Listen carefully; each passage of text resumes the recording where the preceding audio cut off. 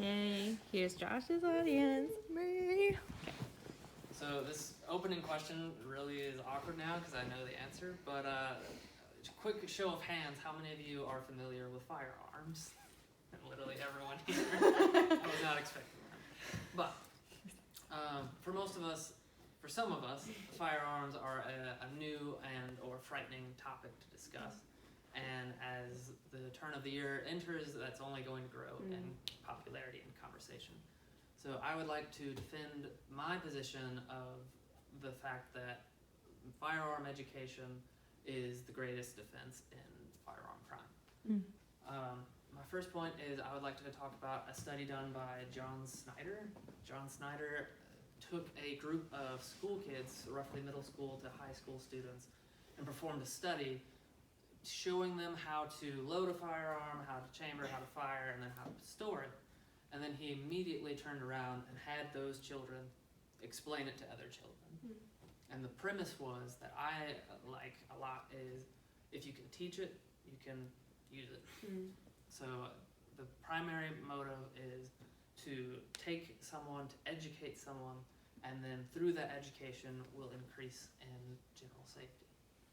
But that is not the only precaution. I do believe that there's the second issue to consider is just the general anxiety towards firearms.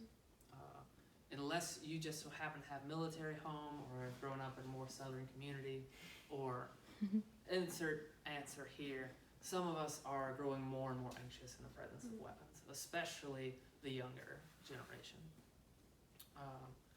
Cheryl Holly wrote an article about schools and the safety precautions that they're employing within the school, the metal detectors and this and that, increased police presence, and her study proved that there was an increase in anxiety and fear of just what could happen.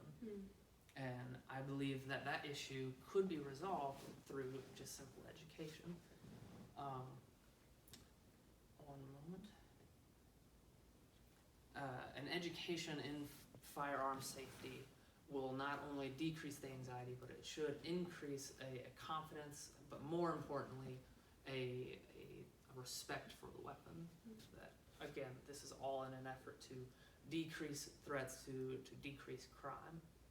One person could compare it to the fact that schools have brought in sex education courses. Of course, this is a limited analogy. This is not a clear 1-to-1 ratio, but studies have shown through the World Health Organization that when they started employing sex ed classes, there was within the first year, there was a 61% decrease in STDs and even sexual crime throughout the span of the study. And all of this is to wrap things up as we conclude that this is all well and good in theory and in discussion, but in my life, I can be a testimony to the success of this.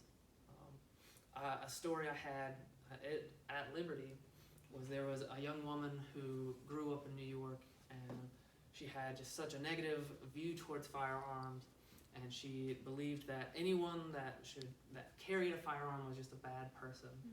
And so we discussed it, and I explained to her that just how to hold a firearm and how I was raised and how I was taught that a weapon shouldn't be feared, it should be respected like any other tool. And through that example, she changed her perspective only slightly. It was not a 100% turnaround, but it showed that there is an alternative, that we don't have to be afraid or have to be anxious.